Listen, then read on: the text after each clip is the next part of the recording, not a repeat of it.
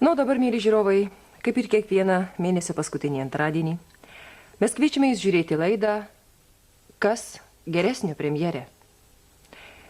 Tiesioginėme eteryje į žiūrovų klausimus atsakys Lietuvos Respublikos ministras pirmininkas Adolfas Šleževičius. Vedėjas Lietuvos televizijos visuomeninių programų direktorius Rolandas Paulauskas. Pasižiūrėkime.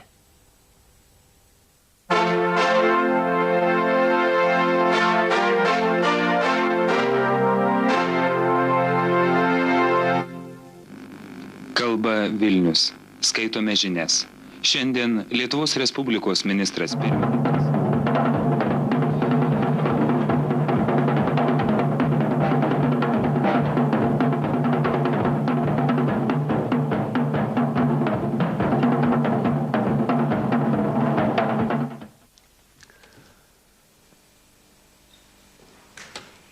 Labas vakaras visiems. Kaip ir kiekvieno mėnesio paskutinį antradienį, šiandien Lietuvos televizijos studijoje Lietuvos Respublikos ministras pirmininkas Adolfas Šleževičius. Tokiais žodžiais mes pradėdavom 27 kartus laidą. O 28 reikia pridėti ir dar vieną dalyką, kad galbūt šita laida jau bus ir paskutinė. Ir ne veltui matėte vinjetėje klaustuką. Šį kartą laidą nevadinkim nei kas geresnio, nei kas blogesnio, nei kas bjauresnio, nei kas gero, nei kas naujo, nes iš tikrųjų yra labai daug klausimų ir labai mažai tokių atsakymų, kurie patenkintų žmonės, kad jie galėtų susigaudyti. Todėl šiandieną ir studijoje nėra specialistų, nėra kitų žurnalistų, bankininkų, finansininkų ir taip toliau. Nes turbūt daugelis žiūrovų sutiks, kuo daugiau laidų apie bankų krizę, tuo sunkiau susigaudyti, kas vyksta. Ir iš karto siūlau žiūrovams tam tikrą žaidimo taisyklės. Šiandien aš nesu čia tam, kad premjerą kaltinčiau, nesu tam, kad aš jį ginčiau, aš esu tam, kad pabandyčiau pats ir kartu su jumis iš pirmų lūpų išgirsti vis tik, kas vyksta, kas atsitiko ir pasistengti suprasti premjero poziciją. Taigi kviečiu visus pokalbį. Ir pirmas klausimas premjerė būtų toks. Kokios priežastys lemia, kad jūs taip užsispyrusiai laikotės savo poste ir privertėt prezidentą pasirašyti dekretą?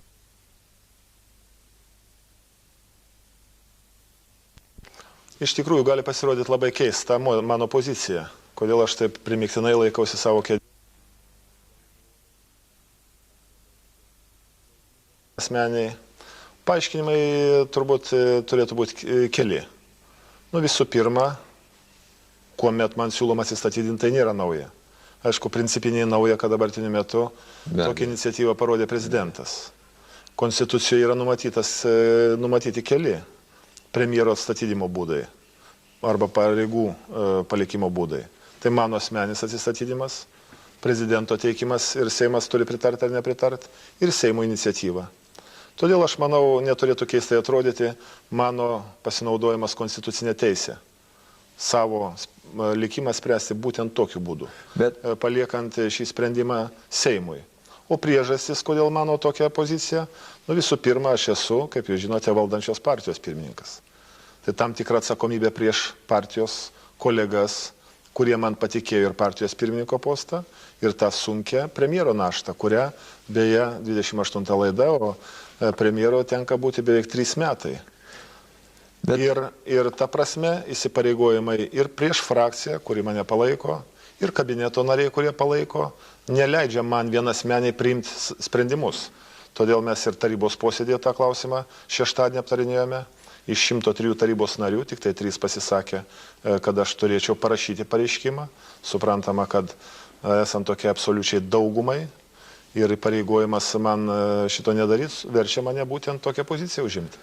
Bet aš manyčiau, kad žmogus gali tokią poziciją užimti tada, kai jaučiasi iš tikrųjų stiprus ir nejaučia jokios savo kaltės arba nuodėmės šitoje situacijoje. Ar jūs taip save jaučiate? Būtent aš taip ir formuluoju dar savo poziciją asmenę, būtent tokiu požiūriu.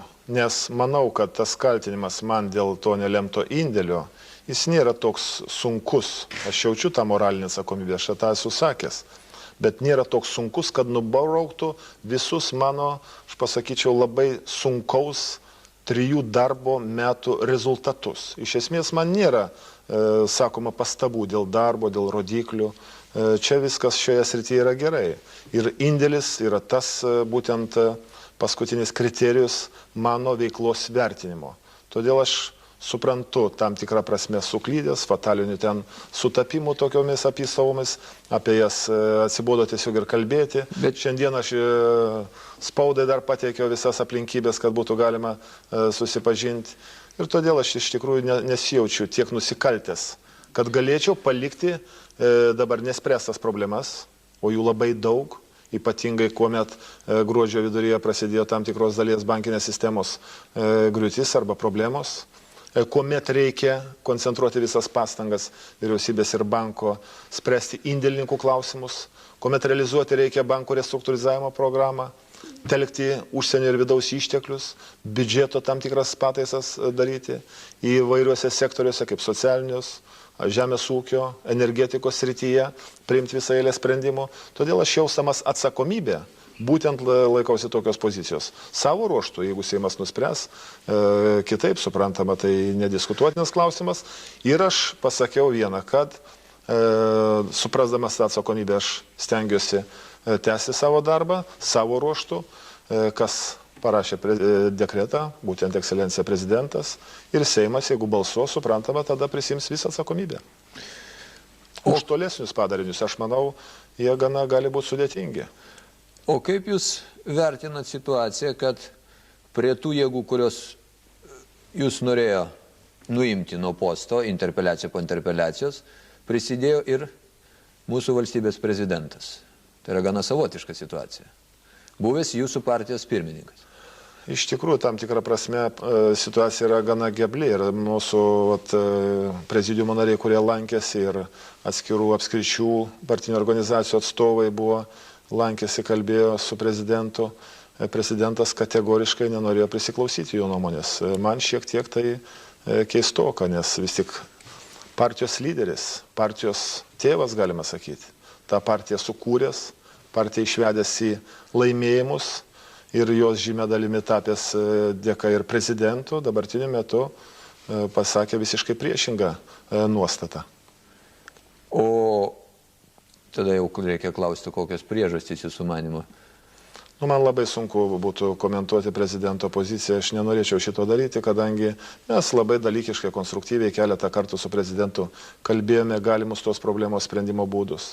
Iš tikrųjų, prezidentas man rekomendavo gana primiktinai, kad aš įteikčiau atsistatydinimo pareiškimą. Aš motyvus minėjau, kodėl aš to nedarau, ir prezidentui tą dariau, pareiškiau. Prezidentas beje ir pasirašęs dekretą neatmeta tokios galimybės, kad aš vis tik pasirašyčiau pareiškimą, bet dėl paminėtų priežasčių aš neketinu šitą daryti ir nedarysiu. Tai kiek aš suprantu, pagrindinė priežastis vis tik yra tas indėlio klausimas. Iš esmės tai formuluojamas kaltinimas, kad moralinė žala arba moralinis toks aspektas yra tiek sunkus ir vertinamas labai taip kritiškai, kad būtent jis turėtų lemti mano sprendimą atsistatydinti. Tai tada reikėtų vis tiek, nors porą žodžių daug kas jau ir žino, daug kas skaitė, bet daug Lietuvos žmonių ir neskaito laikraščių. Mūsų laidos žiūrovų šiandien, aš manau, yra daugiau negu visų laikraščių tiražai kartu sudėjus. Bent jau tų populiariausių. Tai vis tik, ir iš skambučio žinau, kad žmonės domina štai tokie klausimai, kas dėl indėlio ir pinigų. Pirmiausia, iš kur tokia didelė suma? Mes esam ne vieną kartą laidoje kalbėję, bet jeigu žmonės klausia, matyt, vis dar ne visiems aišku. Aš nuo 77 metų iki 91 metų pabaigos dirbau valstybinį darbą. Ir aišku, ten be garažo, be mašinos, be buto nieko sukaupti daugiau tais laikais ir nebuvo galima ir nebuvo sukaupta. 1,5 metų man teko dirbti privačiame versle. Gana sėkmingas verslas mums buvo. Ir todėl tie 250 000 maždaug litų, jie būtent buvo sukaupti tuo metu ir išmokėti man pardavus akcijas dividendų formą už tą mūsų veiklą. Aišku, o dabar kitas kaltinimas, palūkanų dydis 30% 95 metų sausio mėnesį. Iš tikrųjų labai keistai skamba, aš pasakyčiau 2 mitai šioje istorijoje. Tai visų pirma, kad padidintos palūkanos. Ir šiandieną televizijos laidoje Panoramoje girdėjome, kad būtent tokiu aspektu aš esu kaltinamas. Aš galiu pasakyti, kad praėjusių metų pradžioje sausio mėnesį pasirašytoje sutartyje buvo numatytas 30% palūkanų lygis. Nuo kovo pabaigos 24% palūkanų lygis. Ir nuo gruodžio 8 dienos 18% palūkanų lygis. Ir jeigu tai bandoma pateikti kaip dvigubai užaukštintos palūkanos, tai nėra teisinga. Beje, aš noriu pasakyti, kad suma 4 milijono litų vis tik tai nėra standartinis įdėlis. Ir visur, sakoma, virš 10, atskiruose bankuose virš 100 000 indėlio palūkanų procentai yra sutartiniai. Ir jie didesni visada. Be abejo didesni, kadangi komercinė rizika, jūs suprantate, visai kita. 1000 įdėjus, tik tai 1000 ir prarandama. 4 milijono įdėjus, jeigu problemos kokios, 4 milijono ir prarandama. Suprantama, už komercinę riziką normalu, kad yra mokama brangiau. Beje, aš visada sakiau ir Vilniaus banke, kur laikiau indėlius, ir akcinėme inovacinėme banke, kad man būtų nustatyta vidutinė tokio dydžio palūkanų norma, tokio dydžio depozitui. Na gerai, ir tada atsiėmimo aplinkybės. Kaip atsitiko, kad...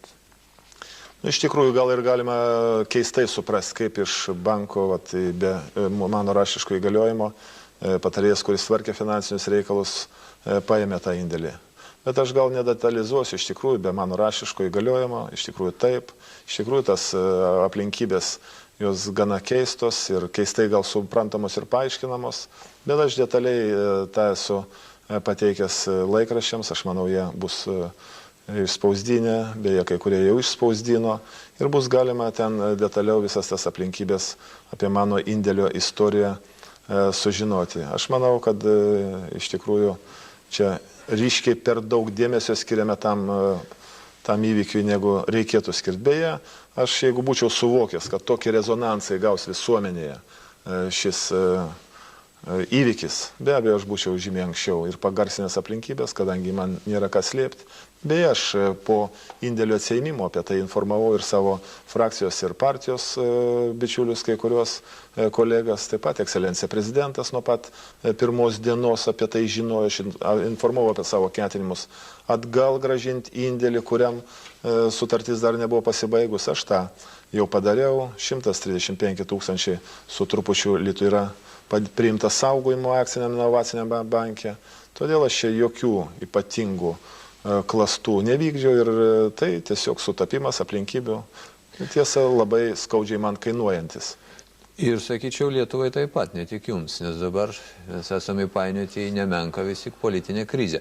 Atsakykit, tai bylos iškelimas dėl fakto šito jums nėra baisus, aš taip suprantu? Man nekelia jokio rūpesčio, man labai keista, kaip greitai tai buvo ta byla suformuluota ir net nelaukia mano prokuratūra raštiško paaiškinimo papildomo, patikslinant kai kurias aplinkybės ir toks skubotumas, jis man trupučiuką nesuvokiamas. O kokie galėtų būti motyvai tokio skubotumo jūsų manimi?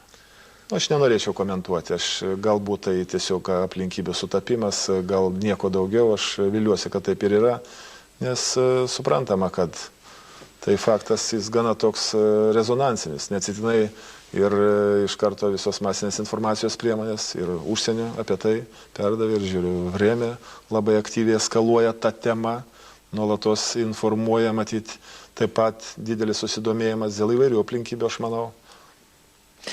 Sakykit, o kaip paaiškintumėt, taip žmogiškai man nelabai suprantama, gruodžio 8 dieną jums baigėsi terminas.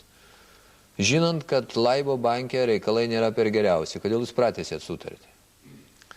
Čia ir visas paradoksas, turbūt ir visos tos krizės vertinimo ir kaltininkų paieškos. Iš esmės dabar apklausos duomenys rodo, kad kas 6 Lietuvos žmogus tik tai mano, kad dėl tos krizės yra kaltas Centrinis bankas. 5 iš 6 mano tai, kad kalta vyriausybė, kadangi dabartiniu metu mes daugiausiai užsimėme tą problemą. Ir tai natūralu, kadangi reikės ir lėšas, ir vyriausybė tame skaičiai pagrindę ieškoti ir spręsti. Tačiau mūsų įstatyminė bazė suteikia išskirtinę prerogatyvą komercinių bankų priežiūros ir atitinkamų sankcijų prieimimo tik Centriniam bankui. Centrinio banko įstatymė 3 punktas sako, kad ir vyriausybė, ir kitos valdžios institucijos negali kištis į banko veiklą. Blogai, aišku, kad mūsų 94 metais pabaigoje teikti siūlymai, kad vyriausybė vis tik disponuotų informaciją, teiktų bankinę sistemą informaciją teisėsaugos institucijoms apie neteisingai išduotas paskolas ir kitus reikalus, nebuvo priimti. Mes dabar dar kartą grįžtame ir teikiame Seimus tokius pasiūlymus ir jūs suprantate, kad jeigu aš bent kokią informaciją būčiau disponavęs gruodžio pradžioje apie akcinio inovacinio banko ekonominius rodiklius, suprantama, kad toks sprendimas apie dalies indėlio pratesimais paprasčiausiai nebūtų galimas. Todėl Čia jūs norit pasakyti, kad jūs nežinojot apie krizę šitam banke. O jūs galit kitokią išvadą padaryti. Jeigu aš tęsiu savo sutartinius įsipareigojimus ir 137 000 palieku, žinodamas, kad ten iš tikrųjų gali kilti problemos sunkios, finansinės, iki banko uždarimo, tai suprantama, kad tai nebūtų įvykę. Na, aš linkstu galvoti iš tikrųjų, kad jūs nežinojot, bet tada keista, kaip nėra koordinacijos tarp mūsų aukščiausių pareigūnų. Aš dar pasakyčiau, ne kiek koordinacijos klausimas, bet vis tik dabartiniu metu galima tiksliai pasakyti, kad visi komercinių bankų priežiūra vykdoma nepakankamai efektyviai, buvo vykdoma.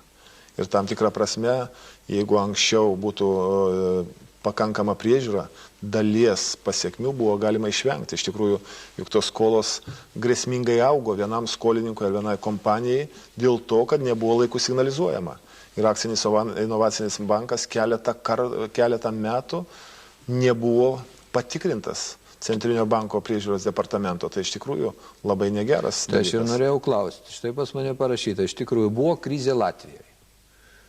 Buvo pas mus sekundės avantūra, buvo holdingo avantūra. Kodėl mes nepasimokėm ne iš savo kaimynų Latvijų, ne iš pačių savo galų gale klaidų? Aš jau atsakiau į tą klausimą, jeigu priežiūra būtų efektyvesnė, o pirmiausia, tik tai tokiu būdu galima spręsti. Antra, aišku, tam tikras nebaudžiamumas susiformavęs, kad vis tik iššvaistytos nemažos lėšos ir tos bylos gana sunkiai skinasi kelią į priekį, kad būtų įvardinti iš tikrųjų tikri kaltininkai. Beje, taip pat reikia atskirti čia prie bankinės sistemos problemų skirtingas savokas. Holdingas tai veikla, kuriai neturėjo licenzijos ir akreditavimas buvo vykdomas atskira. Sekundės bankas prie Sekundės banko uždara akcinė bendrovė, kuri neteisėtai rinko žmonių pinigus. Bet iš tikrųjų, aišku, kad priežiūros prasme ir teisėsaugos institucijos, ir bankas, ir vyriausybė kaip teisėsaugos dalies institucijų turinti savo sudėtyje, nepakankamą darbą vykdė. Čia ir saugumo departamentas, ir kitos institucijos. Iš tikrųjų reikia pasakyti, kad nebuvo padarytas reikiamos išvados. Beje, čia tik tai galima paminėti, kad gal kiek pigiau tas problemas pas mus pavyks išspręsti, bet vis tik kaina yra didelė ir iš tikrųjų problemos mastai yra gana dideli. Ar buvo galima gruodžio pabaigoje elgtis kitaip, jūsų manymu, ir kitaip spręsti šitas problemas? Šias problemas reikėjo būtent taip spręsti ne gruodžio mėnesį. Lapkričio, dar geriau spalio mėnesį. Dalinas laikinas banko veiklos sustabdymas, tai leidžia efektyviau naudoti tuos finansinius išteklius, kurie yra banke. Kurie dar likę banke. Kurie likę banke. Nes per gruodžio mėnesį tik tai iš vieno ir kito banko nutekėjimas didžiulis, nenutekėjimas, o išėmimas didžiulis indėlių, kuris vyko apie 80 milijonų litų paimta vien gyventojų depozitų ir didžiulės lėšos, kurios iš tikrųjų blogų kreditų pavydale negrįžta į banką ir negrįž. Tokia yra auditinių organizacijų, tarptautinių Ernst & Young išvada, rodo, kad vis tik lėšų buvo prarasta labai daug ir tokios drastiškos priemonės, aišku, jos turėjo būti priimtos neišvengiamai. O gruodžio mėnesį šie bankai paprasčiausiai sustojo. Jie tapo nemokus, nes viename banke buvo Litimpeksė per 30 milijonų neapmokėtų sąskaitų, Lietuvos akciniam inovaciniam banke per 60 milijonų litų neapmokėtų sąskaitų. Taip, bet ponas Preidys dažnai aiškina, kad būtent jo suėmimas ir sukėlė tą laviną. Iš tikrųjų, tam tikras antplūdis sekančią dieną be abejo vyko ir tam tikras problemas pagilino. Bet vis tik reikia pasakyti, kad akcinio kapitalo, pavyzdžiui, apimtis tiek viename banke, tiek kitame banke yra gerokai mažesnė negu blogų paskolų arba prarastų pinigų dalis. Na, sakykit, o kitaip pasakysiu, visuomeniai susidaro įspūdis visi, kad vyriausybė puolama, kaltinama dėl bankų krizės, valstybės bankas. Bet aš nejaučiu didelio dėmesio tiems, kurie yra kalti. Tikrai, kurie yra paėmę tos kreditus ir negrąžinę. Konkrečiai bankų darbuotojai, kurie tos kreditus dalyjo. Kažkaip mažai apie tą informacijos, kas padaryta, kas yra daroma. Matot, iš tikrųjų taip, visuomenėje bandoma aktyviai suformuoti nuomonę pirmiausia, kad dėl tų bankų tokios padėties kaltas centrinis bankas uždaręs arba nutraukęs jų veiklą. Kalta suprantama vyriausybė, kad dar laiku neparėmė finansiškai. Kalti visi, tik bandoma nukreipti dėmesį nuo pagrindinių kaltininkų. O jie labai aiškus. Tai bankų administracijos, kurios vis tik leido, kad lėšos taip neracionaliai būtų naudojamos, ir skolininkai, kurie prarado didžiulės lėšas. Tai šitą mes matom, bet... Ir suprantama, kad dabartiniu metu reikia žymiai aktyvinti teisės saugos institucijų veiklą.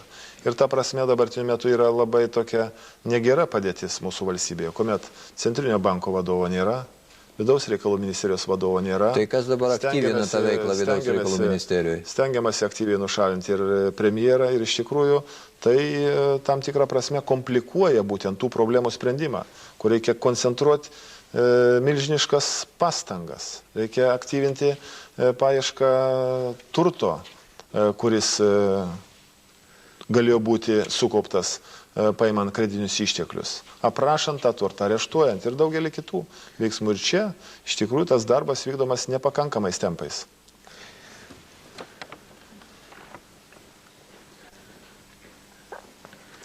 O prašau pasakyti žiūrovams, kad laida yra tiesioginė ir atsakome į anksčiau gautus laiškus ir klausimus. Mes atsakome į tuos klausimus, kurie susikaupė per šitą mėnesį. O jų nemažai, kaip minėjot. Ir jie visi beveik tie patys, tik niekaip žmonės negali gauti atsakymo vienareikšmio, nes kiek atsakinėtojų, tiek ir variantų. Vienareikšmio ir negali būti, kadangi problema, jeigu jūs kalbate apie bankinių problemų sprendimą, yra labai sudėtinga. Bet reikia pasakyti, aš jeigu galima labai trumpai apie problemų sprendimą, jeigu galima. Tai aš ir norėjau klausti vis tik, kas yra padaryta ir ko gali tikėtis tie, kurie nukentėjo dėl šitos bankų krizės? Nu, visų pirma, priimti sprendimai dėl Litimpex banko ir Akcinio inovacijų banko indėlių pilno apsaugojimo valstybės turtų. Tai indėlininkai gali būti visiškai, absoliučiai ramus, kad indėliai bus gražinti. Kada jie bus pradėti gražinti? Aišku, tik tai klausimas, kada. Tuomet, kuomet pradės veikti bankai, nes tokia yra Seimo priimta nuostata, kad bankų veikla turi būti atnaujinta.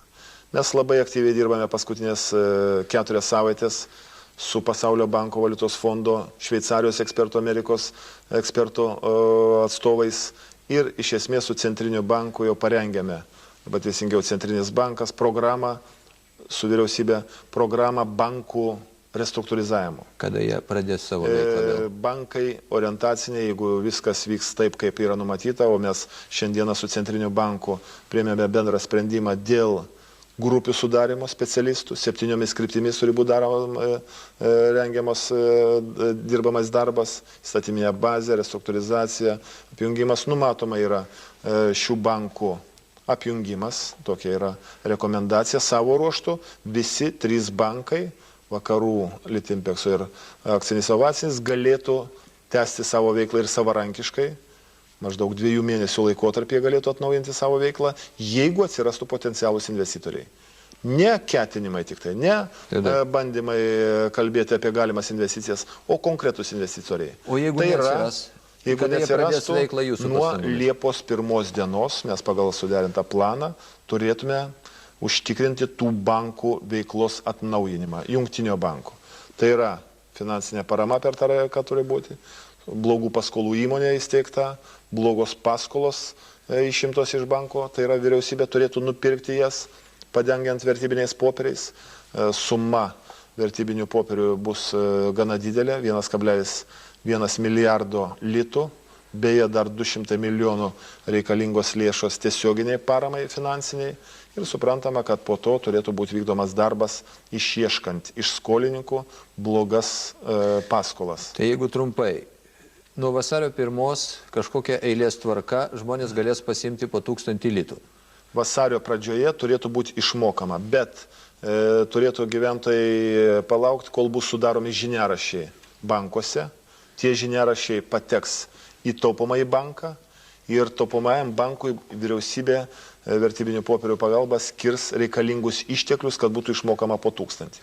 O aišku, tai mažai. Taip, bet likusieji... Bet 2-5 mėnesių laikotarpį bankų veikla turi atsinaujinti ir mes šiandieną įsipareigojame prieš indėlininkus susitikime su jais, kad nuo lapkričio 1 dienos... Nuo lapkričio ar nuo Liepos? Nuo Liepos 1 bankų veikla, o pilnas, be jokio apribojimų disponavimas indėliais.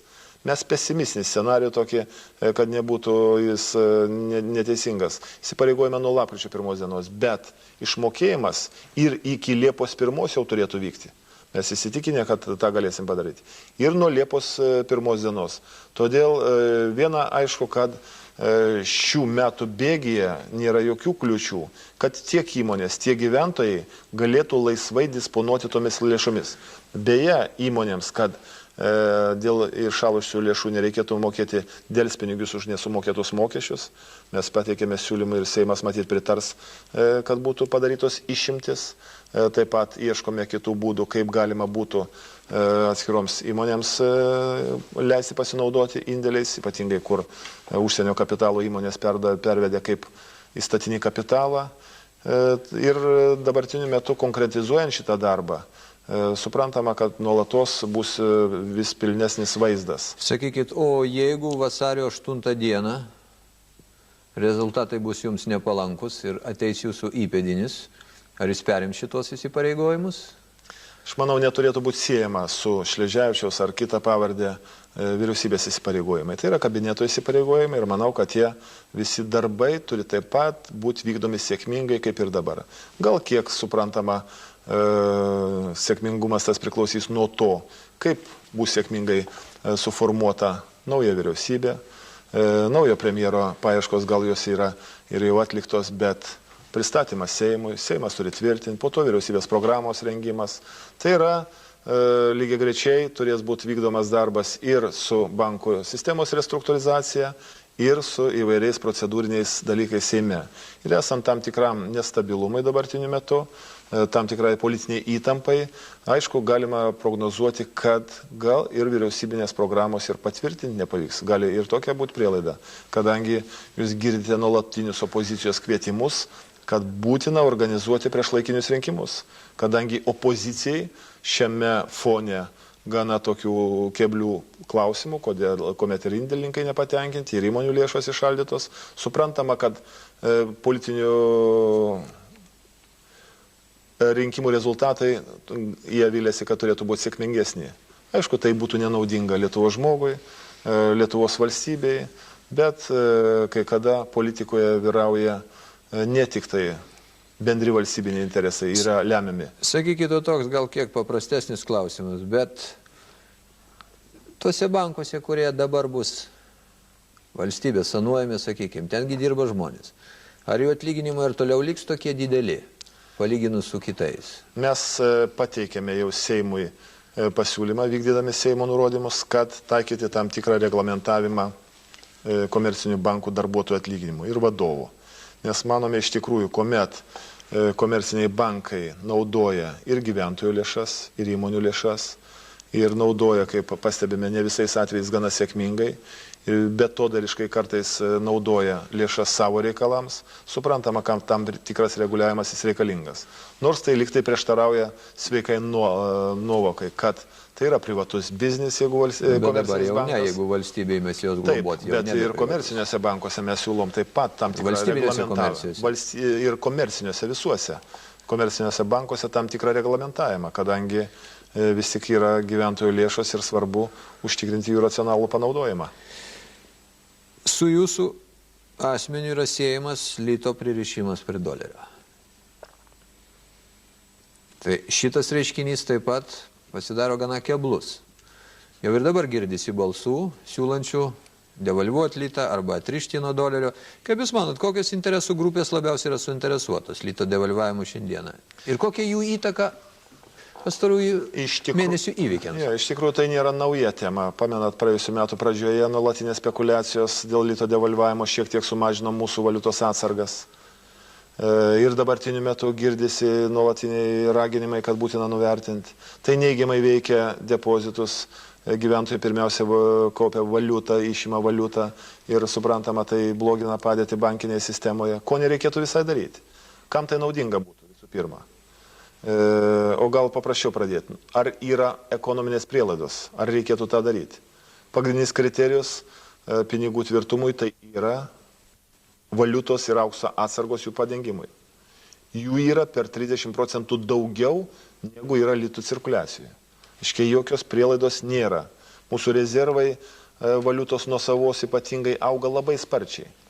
Per 3 pastarųjų metų užaugo beveik 30 kartų.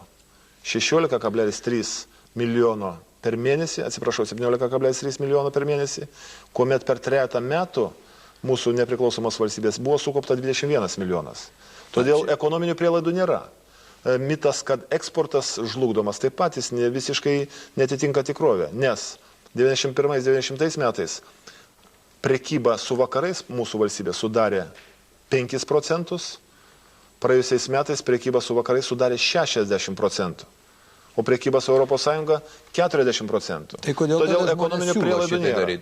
O siūlo labai paprasta. Visų pirma, tai naudinga bankininkams. Nes pamename dėl bankinių, dėl valiutos svyravimo, kiek daug prarado Lietuvos ūkis, ekonomika, pramonė per 93 metus. Tai naudinga, pavyzdžiui, bankų ir kitų finansinių institucijų skolininkams, nes, pavyzdžiui, nustačius santykį 1:5 vietoje prie 1:4, tai skolininkas vietoj 100 milijonų, tai turėtų grąžinti 75 milijonus. Ir aišku, visa visuomenė turėtų už tą sumokėti. Aš manau, nereikėtų gyventojams sutikti. Ir svarbiausia, aš norėčiau ką pasakyti. Gyventojai Lietuvos turėtų atsiminti, o kas tie politikai, kurie tai primiktinai kelia klausimą dėl lito nuvertimo. Lito nacionalinės valiutos reikšmė vystant ekonomiką yra išskirtinė, ypatingai svarbi. Keynesas netektinai sakė, jeigu nori sugriauti ekonomiką, nepasibimai nuvertinti indėlius, reikia nuvertinti nacionalinę valiutą. Todėl, ta prasme, čia yra labai svarbus momentas ir visiškai tam nėra prielaidų ir iš tikrųjų aš dažnai labai įvardinamas kaip nesuvokiantis tuose reikaluose, nežinantis iš tikrųjų padarinių ir pradedami gąsdinti žmonės, kad būtent tai gali sugriauti Lietuvos ekonomiką. Aš pasakyčiau priešingai, visi rezultatai rodo visai ką kitą. Beje, taip pat kaip ir siūlymai arba komentarai pono Vagnoriaus, kad visiškai nepagristai į rinką buvo išleista 900 milijonų litų. Emisija nepagrista. Bet mūsų laikas jau baigėsi. Bet tai netiesa, kadangi pilnai išleistam pinigų kiekiui jis išleidžiamas tik tai, kuomet į Centrinį banką patenka tai yra tvirta valiuta. Didžioji dalis žiūrovų jau nebesusigaudys, apie ką mes čia šnekam. Tai trumpai sakant... Mano mielą temą labai palėtėt. Trumpai sakant, jūs jaučiatės teisus ir nejaučiat savo kalties pastarųjų mėnesių įvykiuose. Ir manot, kad tik nelemti sutapimai dėl indėlio sukėlė šitą situaciją ir dabartinę politinę krizę, taip?